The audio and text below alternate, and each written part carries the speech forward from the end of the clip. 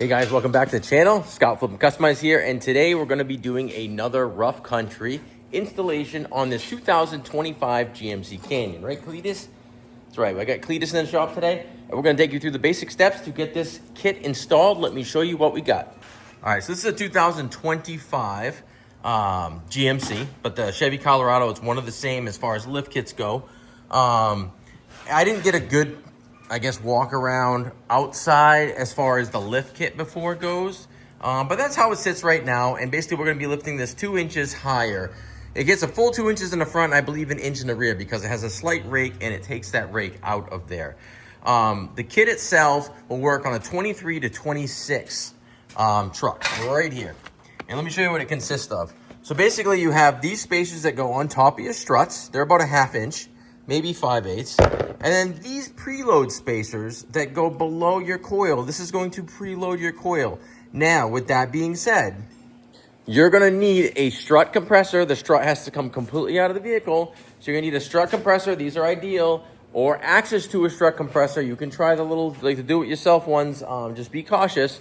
So you will need that. It's gonna take a little extra time. It's going to take a little more money if you have to go to a shop and have that done, because basically, and I'll show you when we take it out, you're going to completely disassemble the strut, knock the lower spring seat off, and to put that, go ahead, that preload spacer in. So it's a little bit time consuming as far as that goes, but you end up with a combination of a preload and just a spacer on the top in the front. And I believe the rear is a 1-inch nylon block with new U-bolts. Now, the price point in this kit is very affordable. I think it's right around the $100 range. Install time, I think online it might even say like 2 hours. No, it's at least a 3 hour. I would say a 3 to 4 hour install, taking your time, getting the coils and the struts out of this thing, disassembling them, putting it all back together and back on the truck. And of course, you want an alignment after that. So let's get into this. I'll get this thing in the air, get the wheels off, tell you what we're gonna do to the front.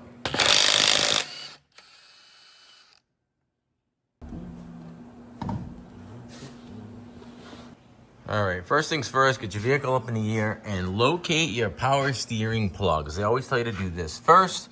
They are right here on this truck here. You go ahead and slide the lock tab out and you can take out your connectors. There's 3 total on this truck here. So go ahead and get those removed. Next step, you're gonna take a 21mm socket and you're gonna take off the tie rod ends. Hit that with a hammer, knock that baby loose. And then your steering is disconnected. We'll get into the ball joints and the upper strut bolts. All right, once you get the tie rod disconnected, this can be the same for both sides, by the way. Your upper ball joint nut is an 18mm. So you're gonna go ahead and loosen, try to do this with one hand. And they're usually not too tight, but loosen the upper control arm nut. Don't take it all the way off, because then you're gonna go ahead, same thing, kind of give this, the knuckle a smack with a hammer. This will drop down. Then you go ahead and release the nut. And then we get into the upper strut bolt, or nuts, I should say, which are a little challenging to get to. All right, I'm actually on the other side. We're kind of bouncing back and forth. But either way, same exact process. What you're going to want to do before you completely separate the upper ball joint is disconnect your upper, or on the upper control arm is your ABS wire. Just loosen up and lift out these clips here. You can pull it right out of this metal bracket itself, like so, just to give it a little more slack, so when this drops down, you don't over tension that wire. All right, one other thing worth noting is if you're using a lift, you can lower the lift down with the lower control arm sitting on a jack stand. You can use a jack strut, you can use a jack itself to take a little bit of the pressure off this upper control arm nut before you release it. It'll spring down a couple inches so it doesn't scare you or anything like that. So I just want to give you a heads up. You can put something under here and take a little bit of that load off before you unload that upper ball joint completely. Now it's time to get the strut assembly out of here. And no, this is not tight. So just keep, like I said, you just keep an eye on this and make sure you're not stressing it or over tightening it. The lower bolts, I believe, are a 15mm socket. That'll get that out of there, and the strut assembly will kind of swing out of the way. Before you do that, there are top fasteners, which can be a pain to get to. I think they actually list them as like a 13mm wrench. Those are 18s. Okay, folks. So you're going to go ahead and release or undo, take off, however you want to word that, the 3 nuts on the top of the strut. You can access them, the passenger side not so much, with the hood open from the top, but the driver's side you can get to at least 2 from the top. But otherwise, it's just a game of patience. There's a wiring clip on top you have to get off of there on the back stud. Not a big deal, but it does take a little time. And then the strut assembly comes completely out. Oh, and it's worth noting, like a good, 18mm ratcheting wrench to save you a lot of time. All right, once you get the three upper nuts off and the 2 lower bolts off, the strut assembly, I'm sorry I didn't get this on the video, but it just simply drops out of here like so. Right, Cletus? And then I always make a mental note, get your nose out of the camera, pal, as far as what's the outside of the vehicle. Now, this strut assembly is only going to go in one way, so you can't screw that up. But now I'm going to show you when it gets into the tricky part when you need the strut compressor. All right, so before you start any disassembly, what I like to do is put a straight edge across. Make a mark on your top hat, the top, at least the top coil of the spring, the bottom coil of the spring, and the bottom seat, as well as the shock or the strut body itself.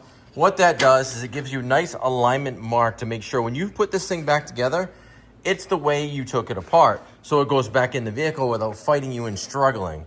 Now, how basically the lift kit works. This goes on afterwards, not a big deal. It just sits on top. It's just a little bit of a spacer, no big deal. There's plenty of stud there, take my word for it. The bottom, this is where it gets tricky. This is a preload spacer. This goes underneath the bottom seat of this spring. That's why you have to completely disassemble this. This is just kind of slid on, so this gets knocked off. You tap it with a hammer. Slide this on, then put it back together, reassemble the whole thing. I'm gonna get my mark on here. I'll get it set up in the strut compressor, and I'll kind of show you what I'm talking about. We're all in our strut compressor here. We got ourselves lined up. Make sure your alignment marks, you have a good visual of those, so when you put this back together, you can put it back together the way it came apart. You're gonna take a little bit of pressure on this thing. You're gonna loosen this nut. You shouldn't use an impact on that. They tell you not to. And then what I'm gonna do is take some more pressure, take the nut completely off. We will unload this strut, so loosen up that coil after that. Take it out of the body, take the body right out of the coil, and then I'll show you this bottom piece where you gotta put the preload spacer in. All right, now the strut assembly itself comes right out the bottom. Then you're gonna head and hold this thing up, and obviously you don't want to damage the threads, but you're gonna tap this bottom spring seat here.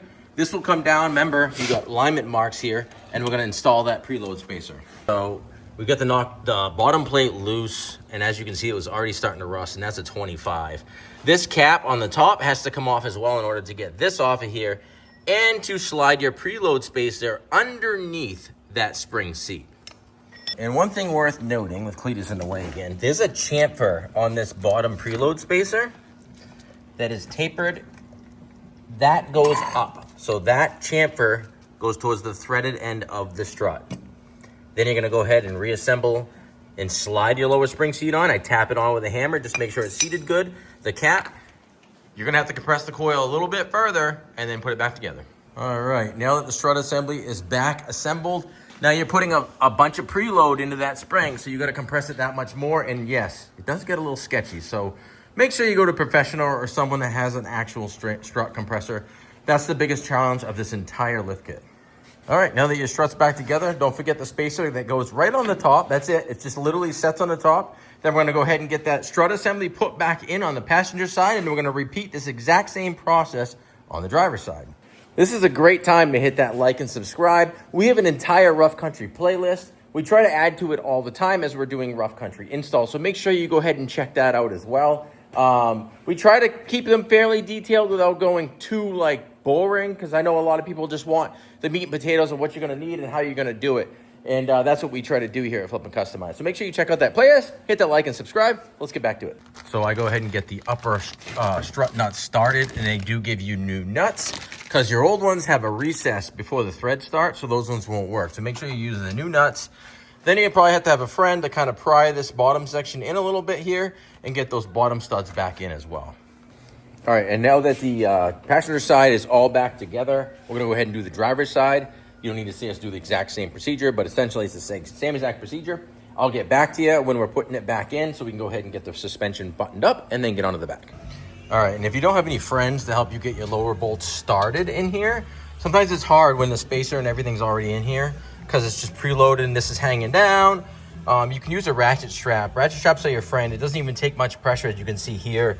I'm pulling back to the frame right there. Just a little bit of tension so I can line up my bolt holes so you don't cross that or anything.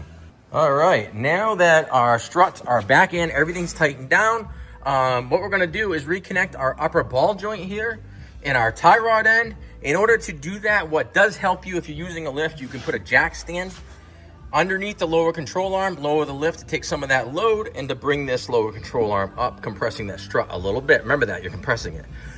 If you don't have a lift, the truck's sitting on jack stands, you can use a floor jack and you can jack it up a little bit. It'll help getting your ball joint and everything started on this thing, because if you leave this thing at full droop, hanging down with a loaded strut like that, it's gonna be a bear trying to line that up. So do yourself a favor, set it on some stands, come up with a jack or lower it on a jack stand, get your upper ball joint started. That's your 18mm nut you're reusing, and then go ahead and button up with your tie rod end. Don't forget, we got power steering too.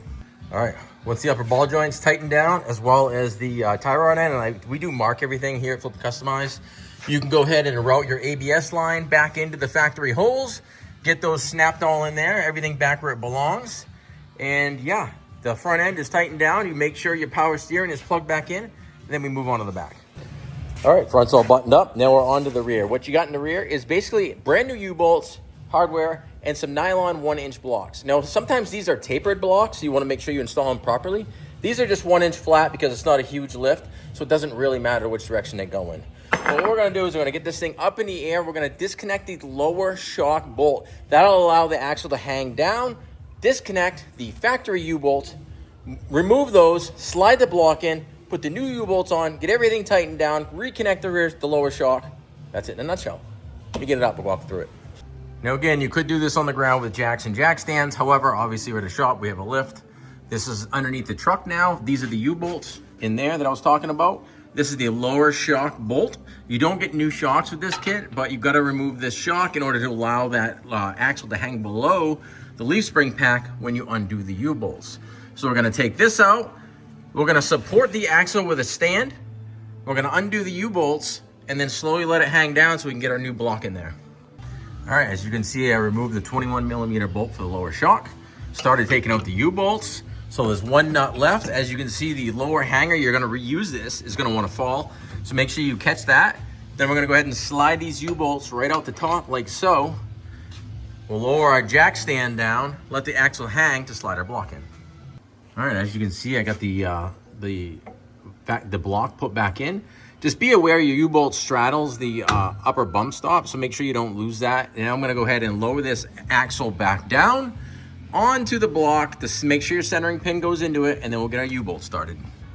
All right, so we got our new lift block installed in here, and then we're tightening down our U-bolt, struggling with my words here.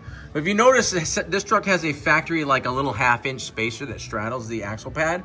That stays in. If you removed that, you wouldn't get an inch lift in the back of this truck. You'd get maybe 1/2 inch. You'd end up with a squatted look.